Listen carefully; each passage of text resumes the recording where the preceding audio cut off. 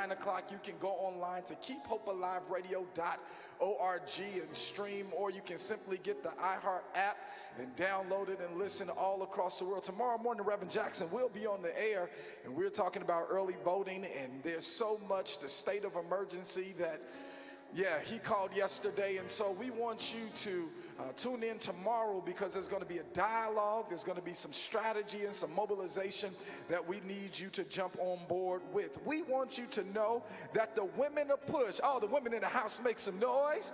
We're going to South Africa. So all of the women here, those of you that are joining us live here at our forum, and those that are watching us, Miss Jacqueline Jackson is taking a delegation of women to South Africa. You should join her on April the 24th through May the 4th. All the women, those of you that can join this delegation, you can go online at africatraveladvisors.com. That's once again africatraveladvisors.com to get all of the details on this delegation of great women that are being hosted by none other than our leader, Miss Jacqueline Jackson. Can you make some noise for her?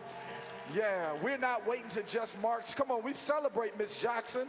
So again, we want you to join her April the 24th through March, 6 o'clock. The admission is free. We thank God for Dr. Ludella Evans Reed and the traditional choir, Vernon Oliver Price, GMAC choir, and so many more. Can we celebrate her for all that she's done and sang for 85 years? Those of you that are watching us, 773-256-2775, that's the number. We want you to call us. Renew your Push membership. For those of you that have not this year, we are sending up prayers for so many. We're lifting up Alderman Leslie Harrison in the passing of her mother this week. We are praying for one of our Push family members, a great volunteer, Anita Gostin Hable, who worked with us week in and week out and has served those veterans that have come through our doors.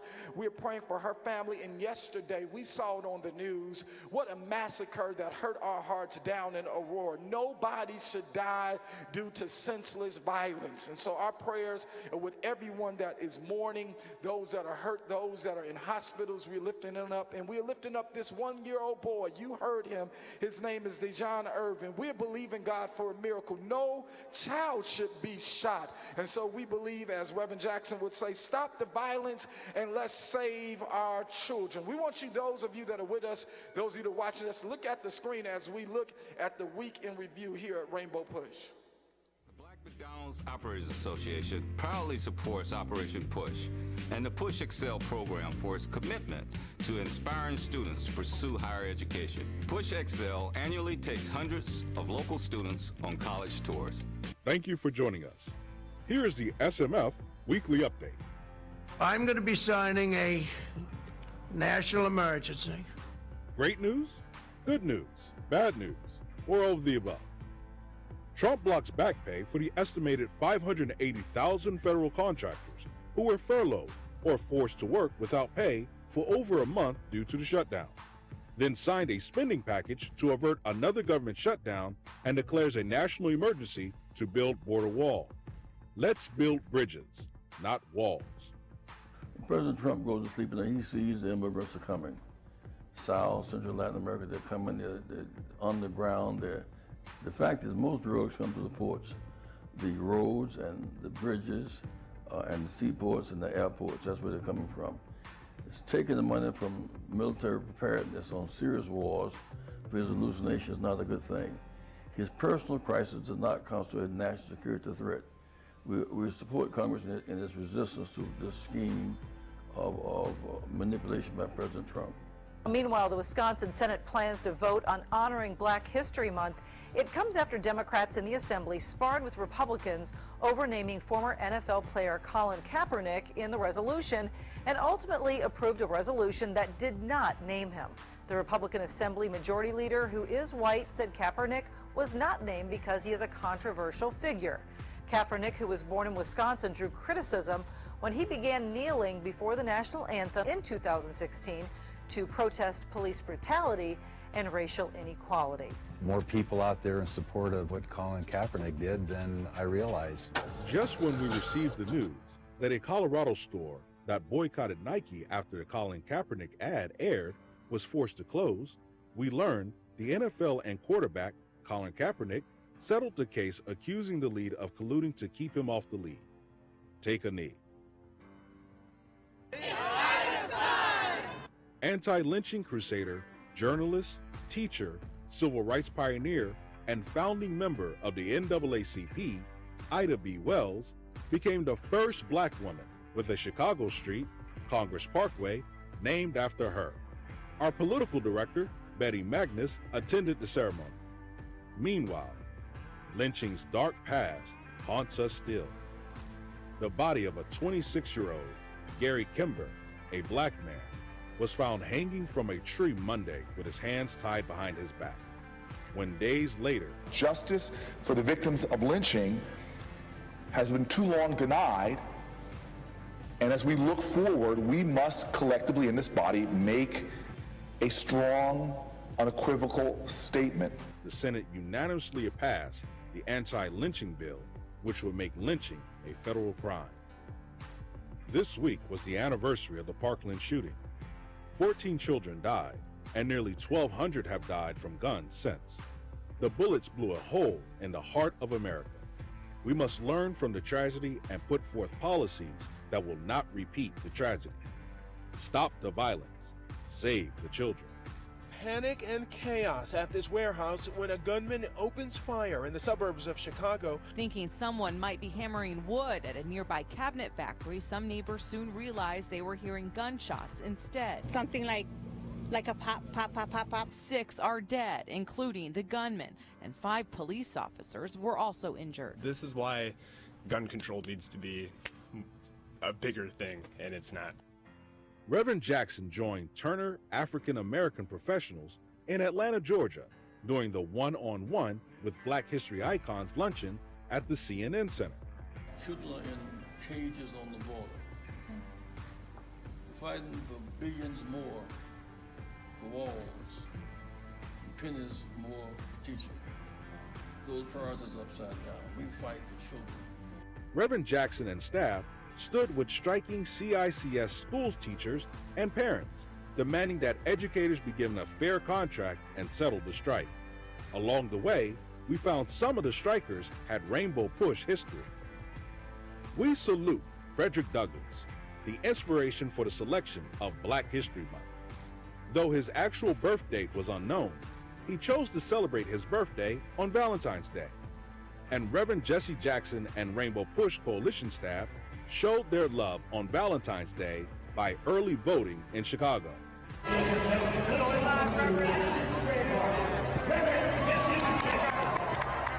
This week, during a New York Knicks game, Reverend Jackson was honored for Black History Month while in attendance. This week's Sun-Times commentary, Alexandria Ocasio-Cortez is under fire because she's right. She thinks so too. Check out this week's best tweet. Join the movement. Join Rainbow Push. Register for the Rainbow Push Coalition and Citizenship Education Fund 22nd Annual Wall Street Project Economic Summit, February 20th through February 22nd, 2019, at the Sheraton, New York, Times Square Hotel. Join Reverend Jesse Jackson, Congresswoman Maxine Waters, CVS Health President and CEO Larry Mallow, and others for one-on-one conversations and panel discussion on the racial wealth gap. To register for Wall Street Project Economic Summit, go to rainbowpushwallstreetproject.org. Those of you that are watching us, we want you to give us a call, 773-256-2775. Now again, if you love Push, put your hands together and make some noise for Rainbow Push. Yeah, so we're not waiting until March to celebrate women. It is the women's takeover here today at Rainbow Push. We have with us a dynamic leader, you all. She's working with those that you're getting ready to hear about, standing up for justice and human rights and dignity. But before we bring her on, we want to celebrate Illini Care, who today has provided over 200 bags of produce. Come on, can we celebrate Illini Care for our teachers? They also have gift cards for our teachers, and Stacey Gates is going to tell you why we are fighting for teachers. Make some noise for CTU, y'all.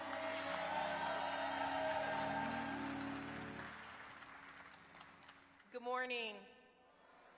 We are here today, teachers in Chicago, to represent the needs of the students in Chicago.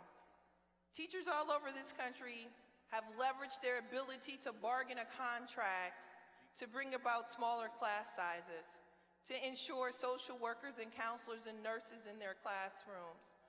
And our teachers here in Chicago have been on strike for the last 2 weeks, and it's difficult.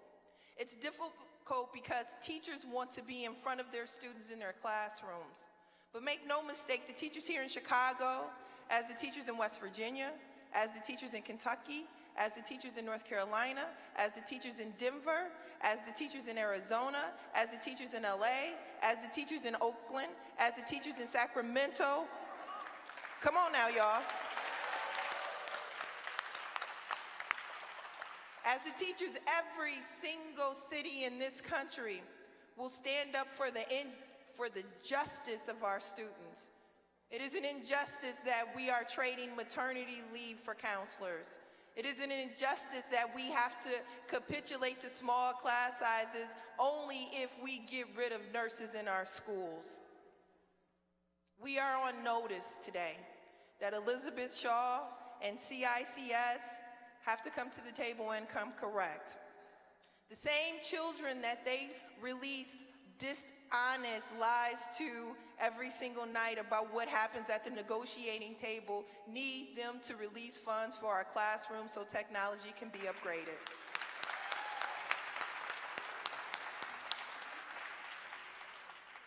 This fight is a just fight. This fight is one of integrity, and we will fight until we get justice in our classrooms.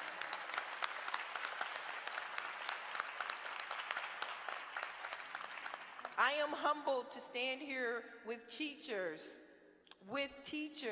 who have sacrificed the last 2 weeks with their families on picket lines and weather below freezing. With teachers who have sat in corporate offices demanding that the corporate titans who are controlling the pocketbooks of the CICS release money to our classrooms. I am humbled to be here with teachers who have raised their voices and organized with one another to make sure that our school communities have what they need. Paraprofessionals who want maternity leave, paraprofessionals who want job descriptions and salary schedules so they can pay their rent and mortgages on time every month. In a state where minimum wage was just passed, we are still fighting for the very minimum standards in our school communities, and that's a shame.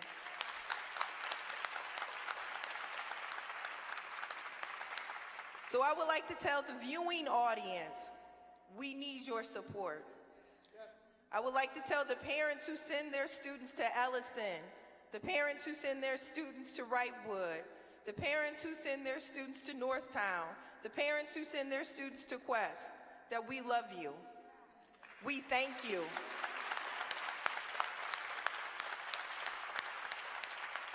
And that we want a resolution to this, that we want parents to have voice. There should be no way in the world that corporate titans sit in a boardroom and decide what happens in our school communities. If parents had a voice, this strike would not be happening. If teachers had a voice, if paraprofessionals had a voice, if counselors had a voice, if social workers had a voice, if nurses had a voice in this, we would not be on strike. Now I want to bring up some of the teachers who have been leading this fight, who have been on the picket line every morning. Jen Conant.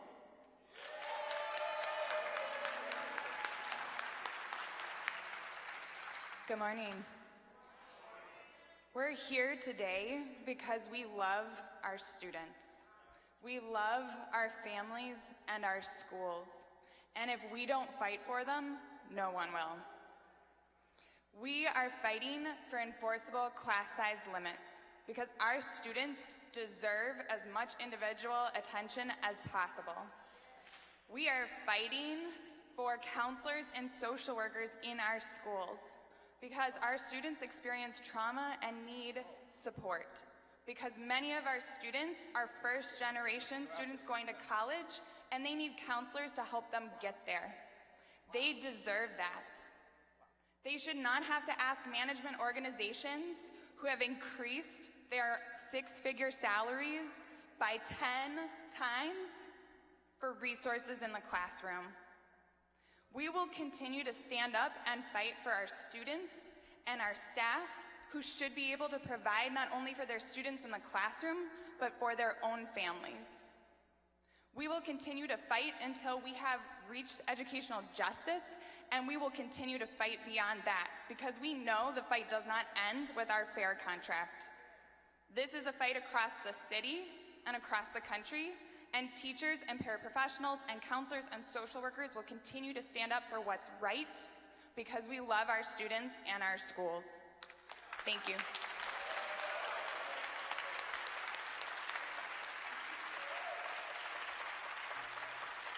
Good morning. My name is Kimberly Randall, and I'm a teacher at CICS Ralph Ellison.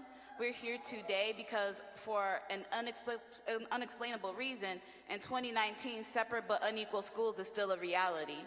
We're here because maternity leave and paternity leave is still a fight that we have to have in 2019. It is shameful that we work for an organization that claims that they are not our employer, that claims that they have no responsibility for the students and the staff who work for organizations and serve at organizations that bear their name. It's a shame that there is apparently no money for living wages, for maternity and paternity leave, for quality health care for families, but there's money to rent out the UIC Pavilion 2 years in a row. We are here to ask for a fair contract. We are so thankful for PUSH's support and asking for that fair contract. We know that our students deserve the best, and we are asking CICS to give us that best. Thank you. My name is Dr. Sharon Moore, and I'm a teacher at Ralph Ellison High School, teach 12th grade seniors. And I just want to make it clear to everyone in the audience and everyone who's watching or listening that this is a social justice issue. It is about education, it's always about money, but it's also about equity. Black and brown children that go to the forest schools and immigrants that go to our forest schools aren't a percentage of anything. We aren't 93% of CPS. We are 110% of anybody. So we shouldn't think about how we distribute money based upon a percentage. We should think about the whole child. And black and brown children deserve the same kind of education that they could get if we lived in Skokie or Winnetka or Naperville. Money should, trickle-down economics didn't work. It was called voodoo economics. This notion that the top gets the most and eventually it'll trickle down to the bottom. It didn't work then, and it isn't working now. We need educational equity, CICS, and CTU.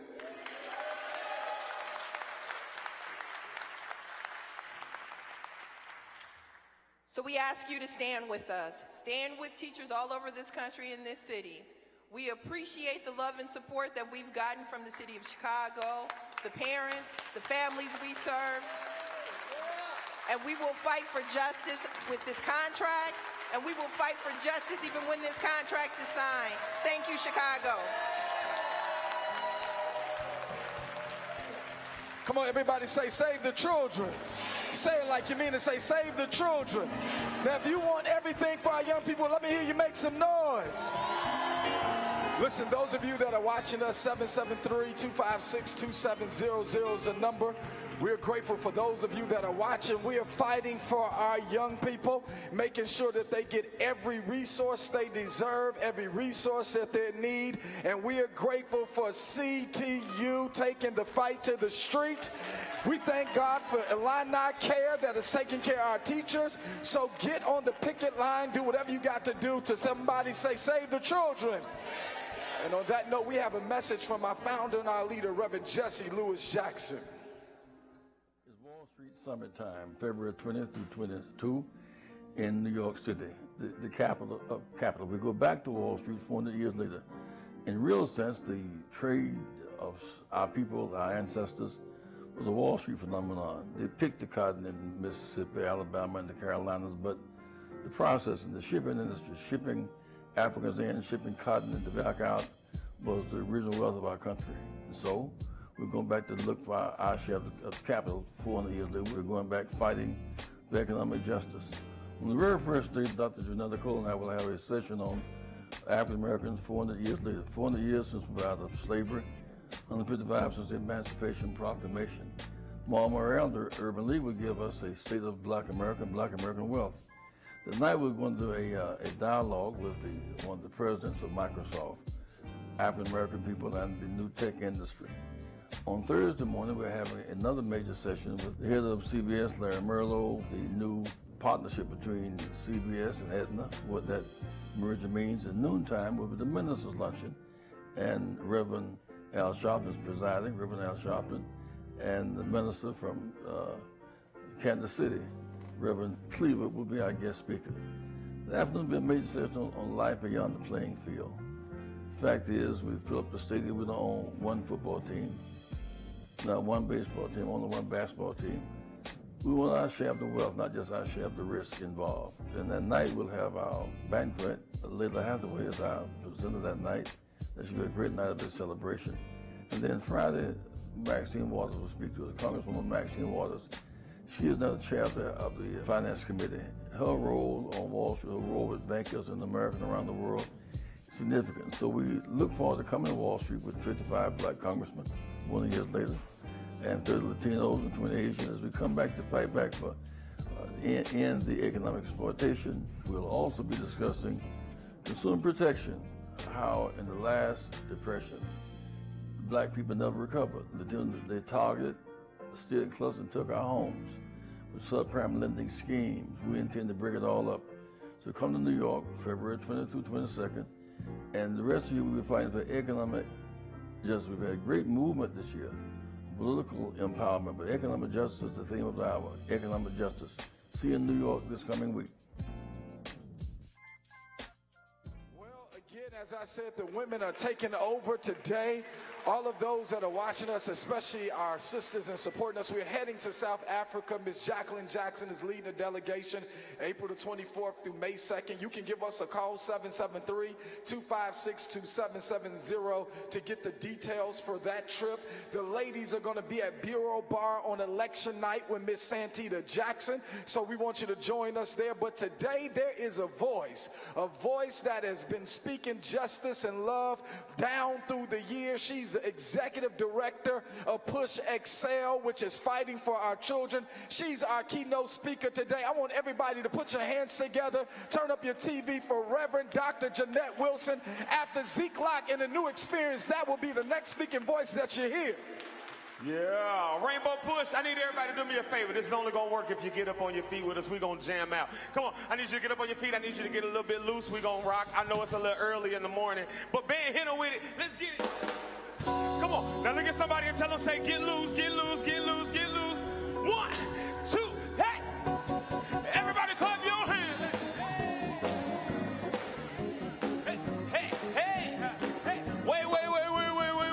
All right, now I said it's only gonna work if you get with it. Now look at the person next to you, say you gotta get with it, you gotta get with it. Tell them, say you gotta get with it, you gotta get with it. All right, we're gonna try this again. Now you got to move. It's okay, we can dance at Rainbow Push. It ain't church, we can move, we can dance. Let's try it one more time, band.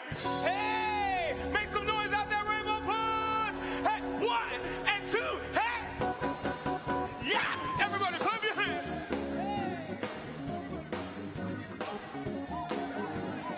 Everybody make some noise.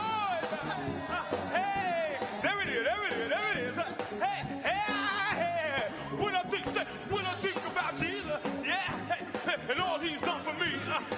It's just old school lyrics. Yeah. Once was lost, but now I'm found. Was blind, but now I see. Y'all not dancing with it. Y'all not moving with it. And you can't tell it like I can.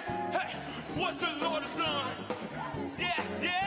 Hey, so let me help you understand all the victory he won. Now this is where I need your help right here. Everybody, fist in the air. We're gonna get it in, yeah. Hey, I say fist in the air. We're gonna get it in, yeah. Put a smile on your face, cause it's a freedom song. We're gonna get it in like this. Let's dance for the victory. Everybody just dance with it. Everybody dance with it. Everybody dance with it. I don't see you dancing. I'm looking at you. I see you. Everybody dance with it. Hey, everybody. Hey, let's go back to the top of it. Hey, when I think about Jesus and all he's done for me, yeah.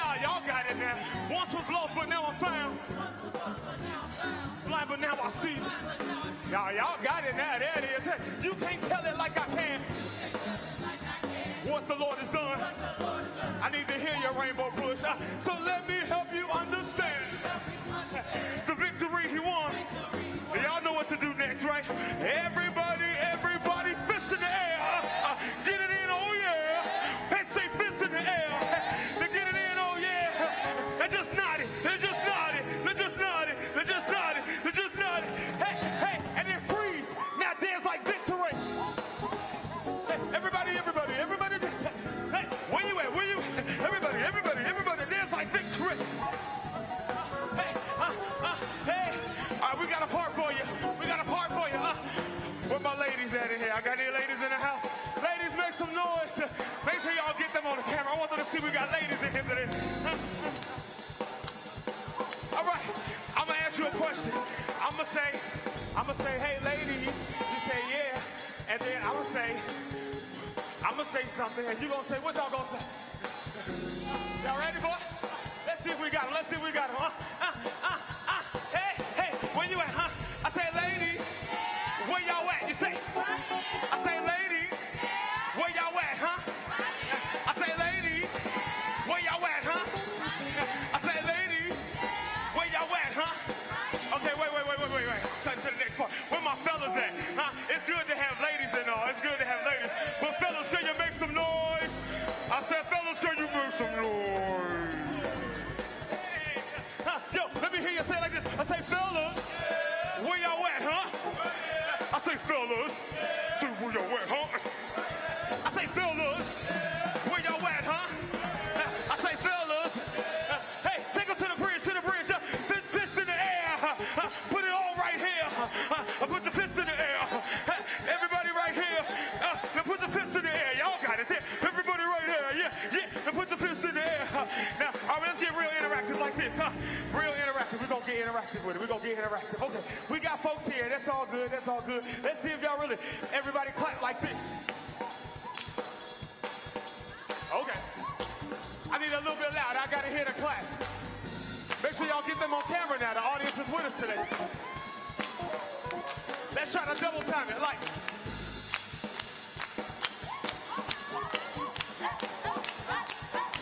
Double time again.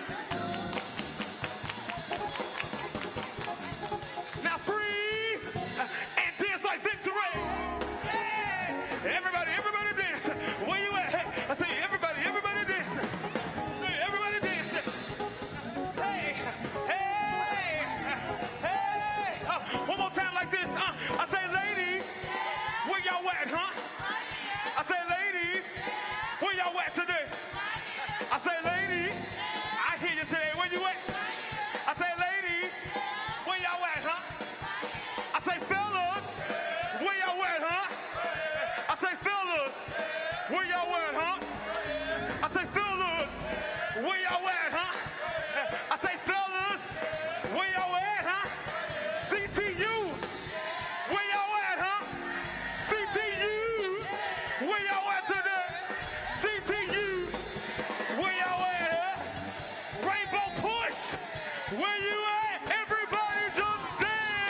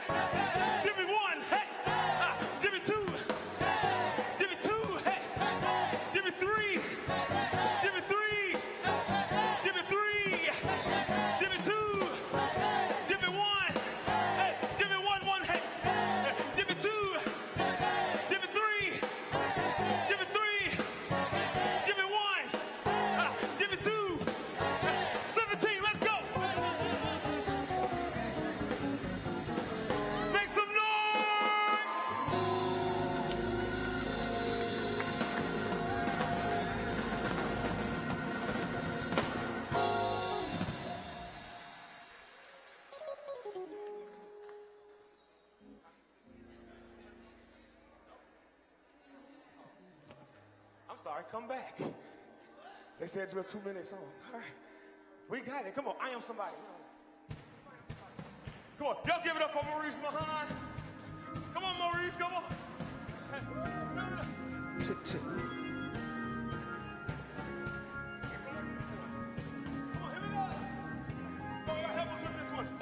Oh, I am somebody.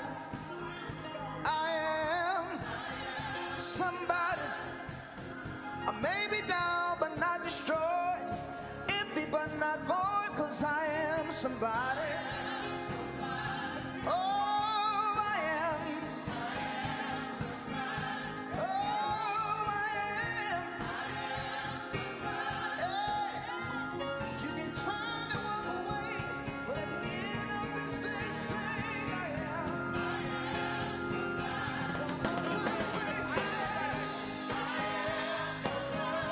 Look at your neighbor, say, neighbor, I am. They can turn and walk away, but at the end of this day, sing, I am.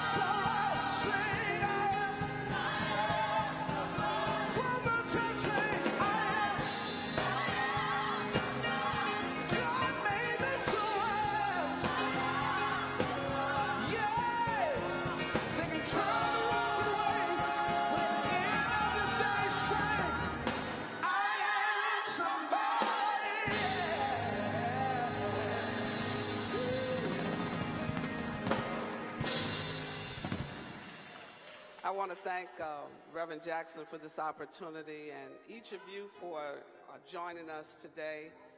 The teachers and the health and the education support team that are here, we stand with you because you are somebody. And Reverend Jackson wanted you to know that he is out of town working with those people who are in sports, who are treated as gladiators, the $50 million slaves that are still not owners of major league teams and still are not owners of the sports arenas where they play. And so he is not here because he is fighting for justice for them as we stand with you here today. I would have you to know that there is a state of emergency. It's not the nightmare vision that the president has suggested, but there is a state of emergency within the United States. It's not at the border. We don't need a wall. The state of emergency is within this wall, within these walls, within these political divisions. We must remove those barriers, those boundaries, those political, economic, educational, and healthcare boundaries that keep masses of people locked out. These teachers and education support staff are here today from the charter schools, but they are marching around the nation because classrooms are overcrowded.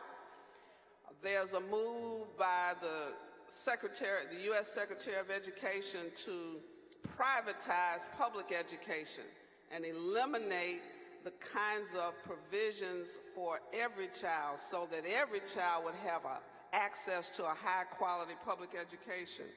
Teachers and educational staff are forced to try to educate children in poorly maintained buildings, insufficient classroom supports. Many of our public schools have no technology, and we're in a world of technology. In Chicago, this mayor that sits in City Hall today closed 50 school buildings that are being maintained with heat and are closed to students, and apparently they're open to rodents and other vermin, while we have 20,000 homeless students and families wandering the streets of this city. How can you close 50 schools and not reopen those buildings to be mental health facilities in neighborhoods or homeless shelters so that we wouldn't have to have a tent city downtown near the Loop, but outside of the Loop where they're not seen anymore? Tent City over on Roosevelt Road, when we have 50 vacant buildings that are heated, that could survive the polar vortex. We have people making shelters out of blankets and paper and cardboard in the city of Chicago, the city that works for some and not for others. Well, Reverend Jackson told me to take time to explain to you why we need to go to Wall Street. I know some of you see us holding conventions and conferences, and you keep saying, I don't need to go to that. I just don't know what it offers for me. Well, I tell you, it's not about a convention. We're in a state of emergency. How is it that slaves built Wall Street? We built the wall. That's why we're not building another wall. We built the first wall on Wall Street. And then after we built the wall, well, I have to read because I get excited. 1685, surveyors laid out Wall Street along the lines of an original stockade. Slavery was introduced in Manhattan in 1626. But then in December of 1711, the New York City Council, the Common Council, made Wall Street the city's first official slave market. First, they had the slaves build the wall that made it known as Wall Street, and then they sold us. We were the first products on Wall Street. It's our street, it's not their street. We built it, and then we financed it with our bodies. They sold us to keep us from having an insurrection in New York because there were so many more slaves than some of the citizens. They didn't steal slaves. They stole some people said they didn't steal slaves, they stole our scientists, they stole our doctors, they stole our architects, they stole our teachers, they stole our entrepreneurs, they stole our astronomers, they stole our fathers, our mothers, our sons, they stole kings and queens in the making from the continent of Africa. I can't even tell you what country on the continent my relatives are from because they took us and brought us here, chained, and we survived the Middle Passage, some of us, and we made it here. And then I want you to know, we're going to Wall Street because 40% of New Yorkers owned slaves then. The slave market was set up to prevent an uprising. You couldn't participate in the uprising if you were chained and being sold and sent down south to work in the fields. The slave market opened on the corner of Water and Wall Street. There ought to be a monument there for the people that built Wall Street. And we're not even owning the companies that are on Wall Street, and they're still selling us on Wall Street. When you think about the prison industrial complex and all of those prison companies that own these prisons for profit, there's no accident there's more black men in prison than any other race in America. It is the same way they brought us over here. And so now they've decided the way to keep the slave market going is to incarcerate us. That's why there's this rapid incarceration rate. And so Reverend Jackson says, you need to come to Wall Street this year because we're talking about changing the pattern of prison profits. We are talking about fighting against these private prisons being on Wall Street. We are trying to empty the prisons of nonviolent offenders. You heard Mrs. Jackson and Jesse Jackson Jr. on the television talking about we need another way for nonviolent offenders. Why should they sit in jail 10 years, 3 years, 15 years, 20 years? Because they become free labor for these prison profiteers who are on Wall Street. They're being traded on Wall Street. We can't allow that to happen. New York had the second busiest slave market in the country. Despite the slave market, some of our ancestors, I know they were mad. They rebelled. They were not cooperative slaves. And yet, Wall Street exists today. I ask you, how many people do we have trading on Wall Street? Who are the lawyers that are negotiating the deals on Wall Street? So if I were to talk about Wall Street, I would say to the National Bar Association, you ought to be there on Wall Street at the Wall Street Conference with Reverend Jackson because we want to know where's our slice of the pie. Well, accountants, you ought to be there trying to see who's counting the money for Wall Street. How is that? Who's handling the pension fund investments? All of the teachers and all of the public workers, you have pension funds that are being handled by somebody you never met, somebody that's investing them in places that you never will go. You ought to want to know who's handling your money. So you ought to say to your union rep, I want a representation on Reverend Jackson's Wall Street project because we need to see where we fit in. We need to understand where is our money going. Well, physicians and healthcare workers, you need to understand that there are pensions that are being managed, and then who is handling these major insurance companies that are also traded? How do we fit in? It's more than us just paying premiums. How much are they investing in us? How much are they giving back in terms of jobs and contracts? That's why you need to think about Wall Street. Wall Street was built to benefit a few people in this country. And if you look at the history of Wall Street, the richest people in America own more wealth than the bottom 50%. So you need to go to Wall Street so you can get some information that you can be upset about, and that will cause you to change your behavior. When you think about 46% of all new income is going to the top 1% in America. Oh, I know you all read about Amazon. You saw it on the news, and New Yorkers rebelled against Amazon coming to New York. And somebody said, well, why don't we urge them to come to Chicago? Well, let's talk about the deal that Amazon gets and see if you like that deal for yourself. They made a profit of $16.8 billion over the past 2 years, paid no federal income taxes. You try not paying federal income taxes and see what happens to you. They received, not only did they not pay taxes, they received a refund of $269 million. What's wrong with that math? How many of you who are listening and watching have not paid income taxes and then you get a refund? You know that's morally wrong. That's economically unsound when you have all of this poverty and stuff in America. Why should we be subsidizing Amazon as much as we spend on Amazon? We buy everything we buy now. You hear people, I'm going to Amazon, I get my stuff, they give it to me in 24 hours. And then you get Amazon Prime and you think you have really moved up. Well, now you know where your money's going.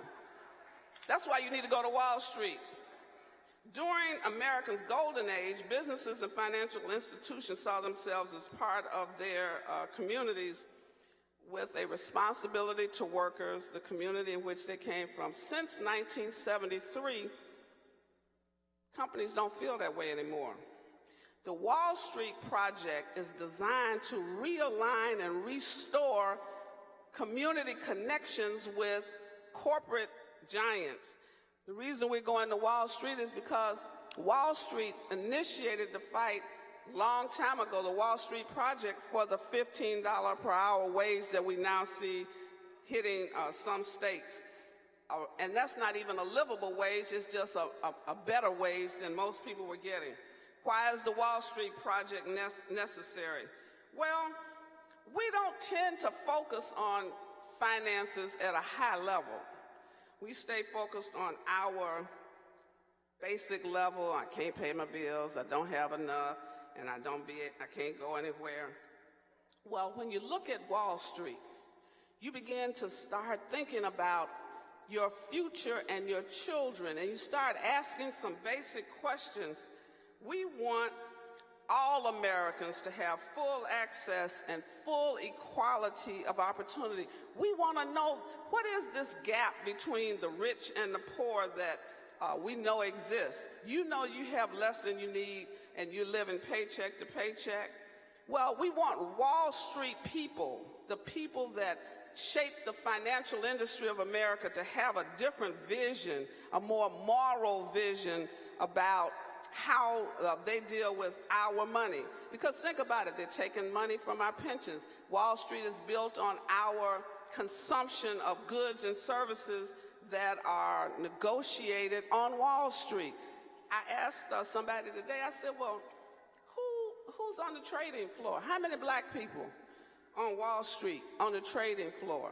How many black people have a house on Wall Street that they are managing billions of dollars? How many of us are major traders of goods and services on Wall Street? We have young people that graduated with degrees in finance. How many of them can go to any of the Wall Street companies and be in leadership? How many are on the boards of directors of these Wall Street companies that make decisions and make a lot of money? How many people do you know are in the C-suites of these Wall Street companies? Well, those are some questions that we are asking, and we want you to be concerned about. These companies on Wall Street, they have been supported by tax cuts and aided by city and county and state investments in attracting them to particular places. And so when you see President 45,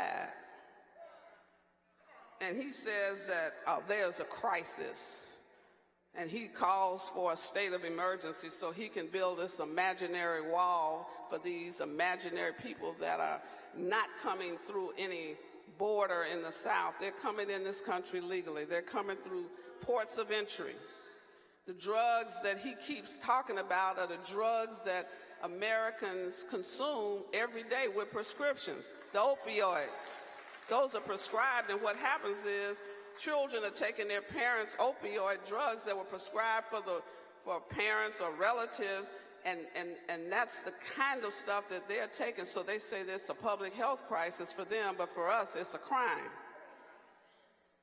Well, corporate buybacks are enriching investors.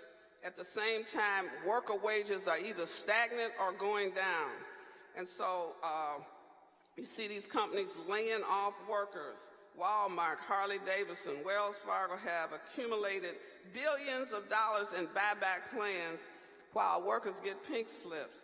50% of Americans own some stock. The big investors, the wealthiest 10%, own 85% of all stock. We have to change the formula. We have to change our thinking. So you're going to go to Wall Street because you want to learn. You want to become a part of the movement to shift the way the wealth is controlled in America. Well, we're convening historic black colleges at Wall Street. Why? We have colleges that were built by ex-slaves who are now struggling every day for survival. Many of them are being assumed by states who want to make sure that they control the colleges, the only colleges that many of us were able to go to over a period of years.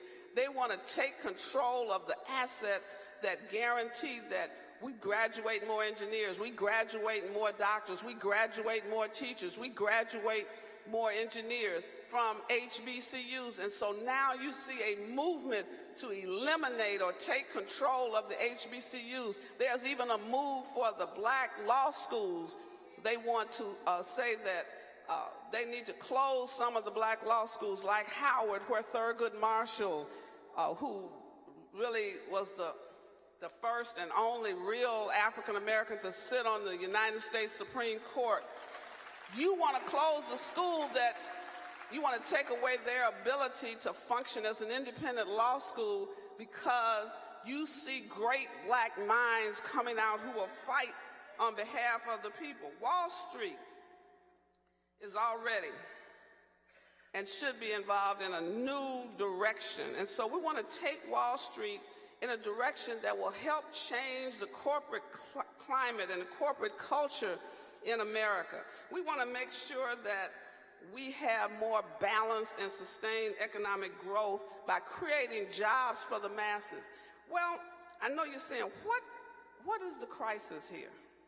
Well, we have an economic crisis in America. 1% control the wealth and the other 90% struggling every day. You cannot have that kind of wealth disparity in any country and expect that country to survive. It is a country that is divided against itself. And what is happening now as you look at the violence, it is a public health issue, but it is an economic health issue. In 15 cities and 15 communities in Chicago where most of the violence occurs, those are the poorest communities in this city. There's no access or limited access to an effective employment opportunity. You drop people who have been incarcerated for 10, 20, and 30 years back into those communities. They have skills but no place to use those skills. And so what will they do to survive? How will they eat? Where will they get food? They will go back to those things that they already know. They will use the criminal industry. And drugs seem to be the most effective industry at this point. And so you have the sale of drugs and you create a climate of crime in a community that really needs an economic resuscitation. There's a crisis in our community, not because we are more violent than any other community. We have limited resources. We have no access to training. We have no access to jobs that pay a livable wage. We're not in the construction industry. You look at all of this construction in the city of Chicago. How is it that as you drive by, you don't see us waving the flag, you don't see us digging the hole, you don't see us designing the building? Where are we? It's not that we won't work, we have no access to the work that is necessary. There's a crisis in America. We're in a state of emergency. And when you're in a state of emergency, you have to declare it's a state. And so I would say to 45, in my State of the Union address, there's a state of emergency in urban and rural America.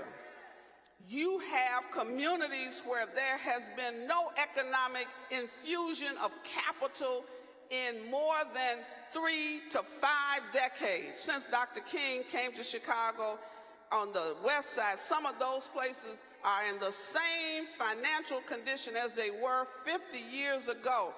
You cannot allow cities and counties to exist like that and think that you will not have violence. You have to reinvest in economic engines that will cause those communities to flourish. You cannot have a community where you've closed 50 educational institutions and not replaced them with any educational engines where children are trained from elementary through high school, either with a career path or an opportunity to go to college. How do you have children not believing they can graduate from 8th grade and expect the city to thrive and to grow? And I would say to any of you who are going to vote between now and February 27th, you need to make sure that you think about whether or not the next mayor is going to invest in the 15 communities where poverty persists, where education is not provided, on an equitable standard equal to the kids that are in Neuqua Valley or in the more affluent school districts around the state.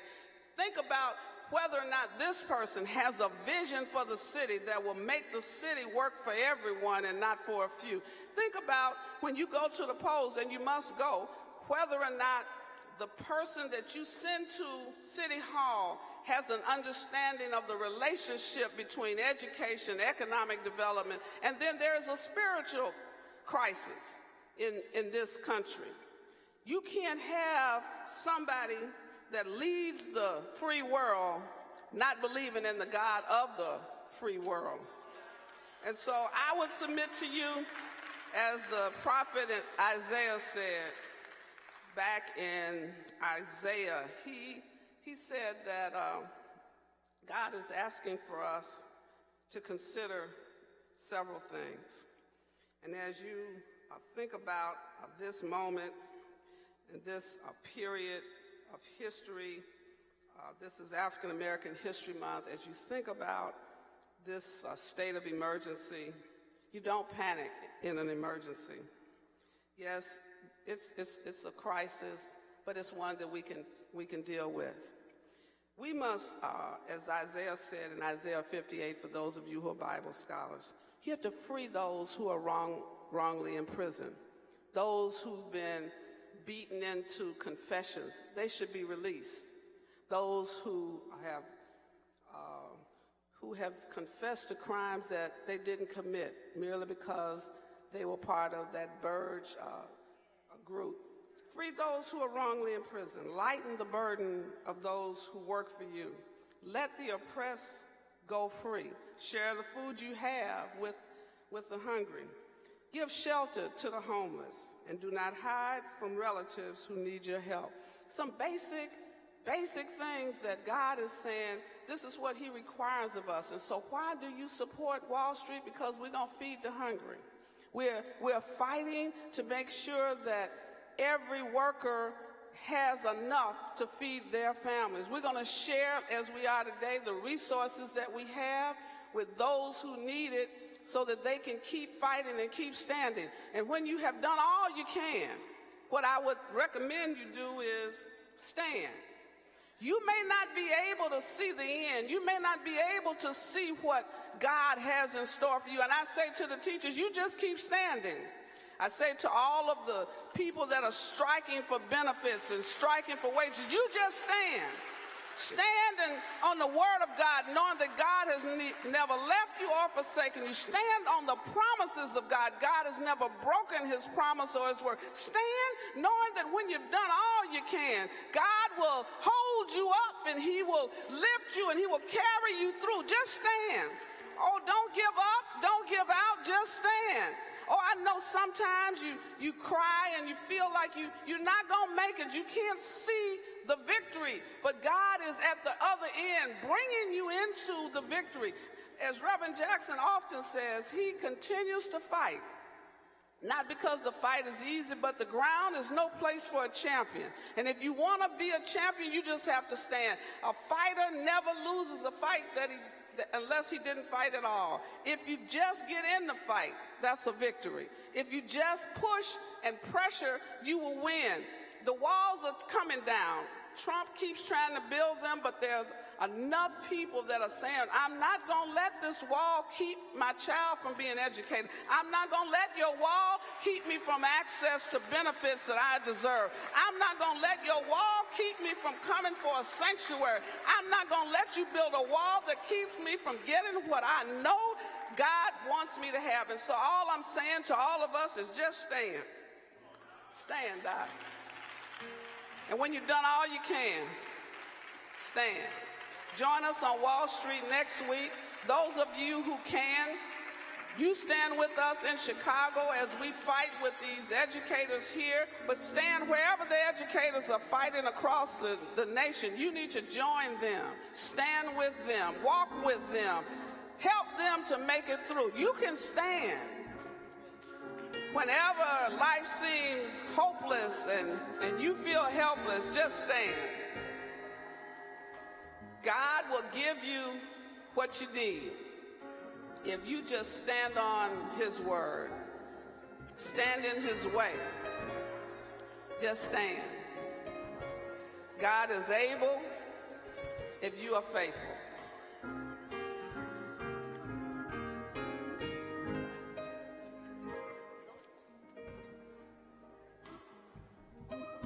Touch your neighbor, just tell them stand. You just stand when there's nothing left to do. You just stand, watch the Lord see you through. After you've done all you can, you just stand. What do?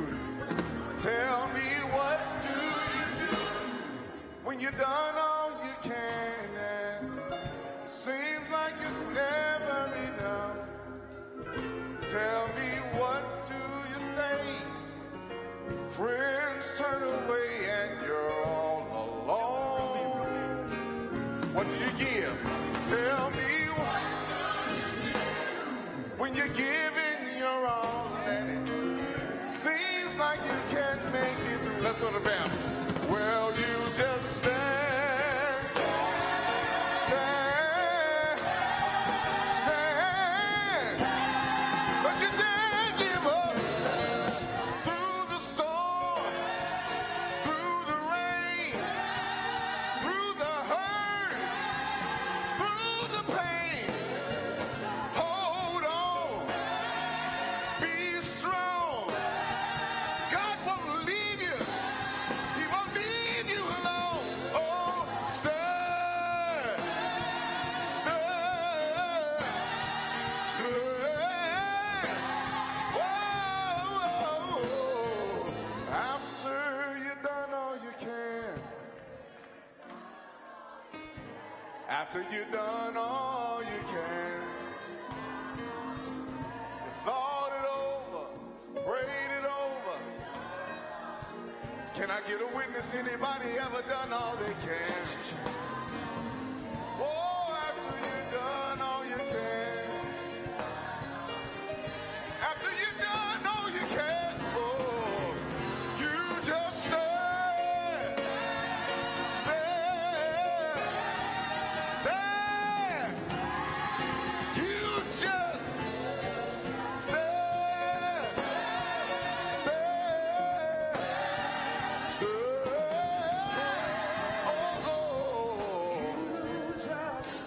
after you've done all you can, you just stand. Whoa, you just stand.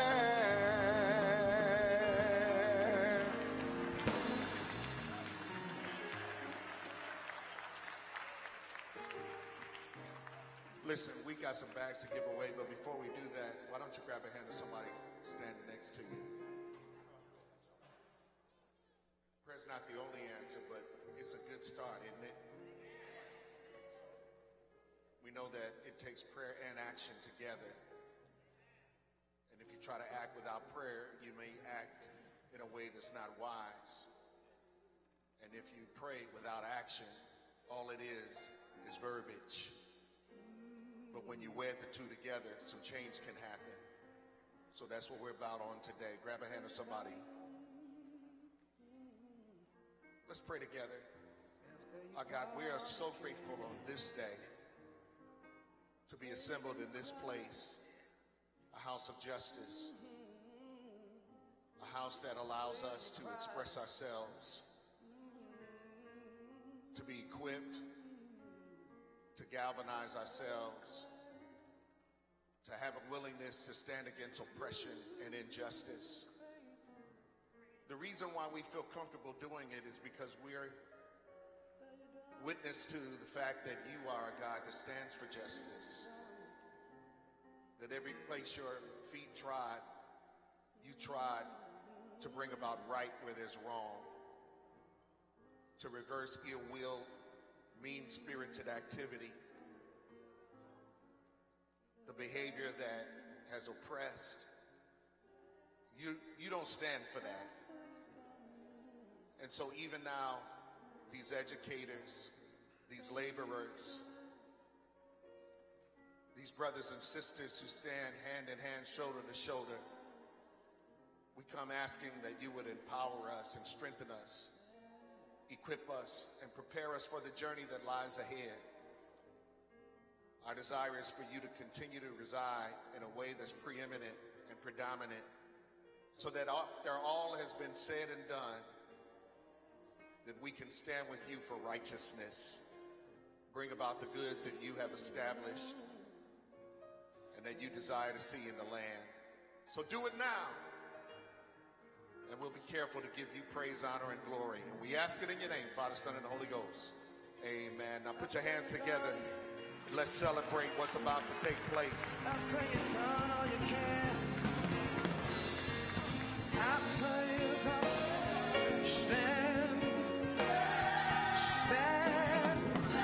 Oh, stand. Come on, y'all join in. Join in. Come on, join in.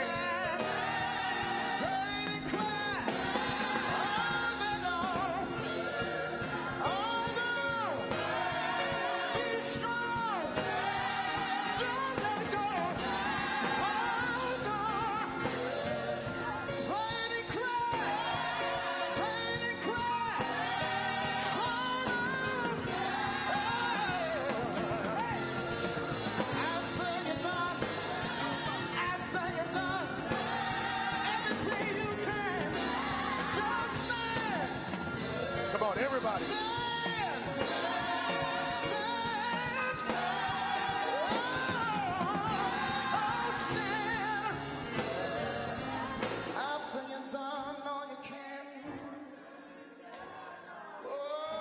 Come on, encourage yourself, say it.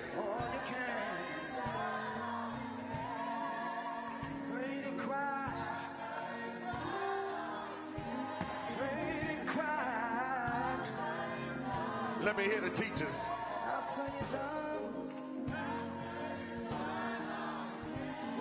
Come on, teachers, let me hear you.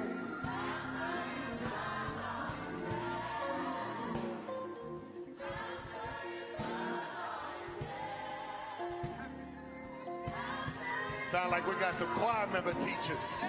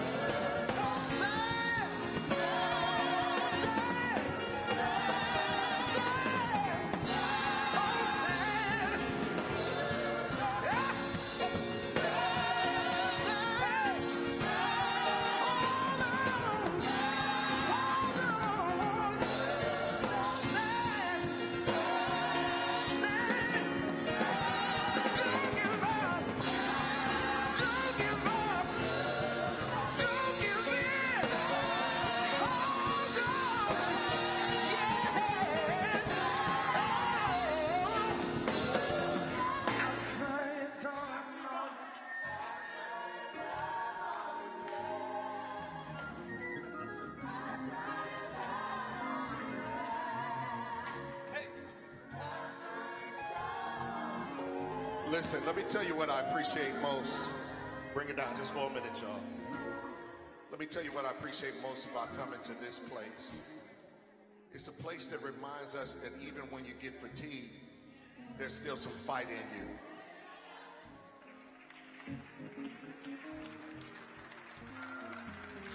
I was listening to Reverend Wilson talk about why we continue to go to Wall Street. I noticed when they started showing the advertisements for the Wall Street conference is happening. This is the 22nd year of the conference. And then what I remembered was that movie, The Shawshank Redemption. Y'all remember that? Y'all remember Shawshank? Morgan Freeman was narrating Shawshank.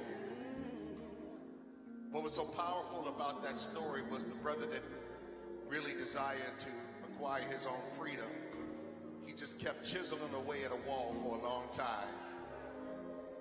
And every day he'd chisel just a little bit. And he'd put the debris in a place where he could dispose of it quietly. And he just kept chiseling away a little bit. And he'd take the debris and dispose of it quietly. And then at one point, the hole got so big, he had to camouflage it to keep from revealing what he was really up to. And when one day they looked for him, they couldn't find him because that chiseling paid off. This is all we want you to know. Keep on chiseling.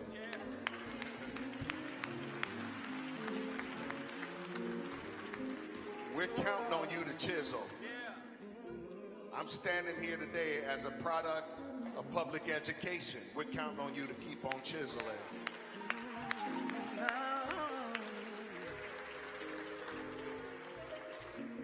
I'm going to say something we don't usually say in school because they took it out of schools, but it's still true. Be not weary in well-doing, for in due season you will reap if you don't faint. High five somebody and tell them we're going to reap one day. Listen, if Reverend was here, this is what he would tell you. Keep hope alive. Put your arm around somebody and tell them keep hope alive. Don't give up. Keep dreaming. Don't give up. Keep dreaming.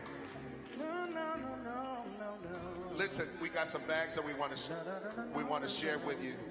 And so if we can do this in an orderly way, we want to do a couple of things. The first thing I want to do is I want to make sure that we leave some finance behind. Because unfortunately, freedom ain't free.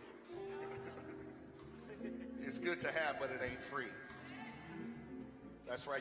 You can have a seat real quick. It costs to get free. It does. It costs to get free.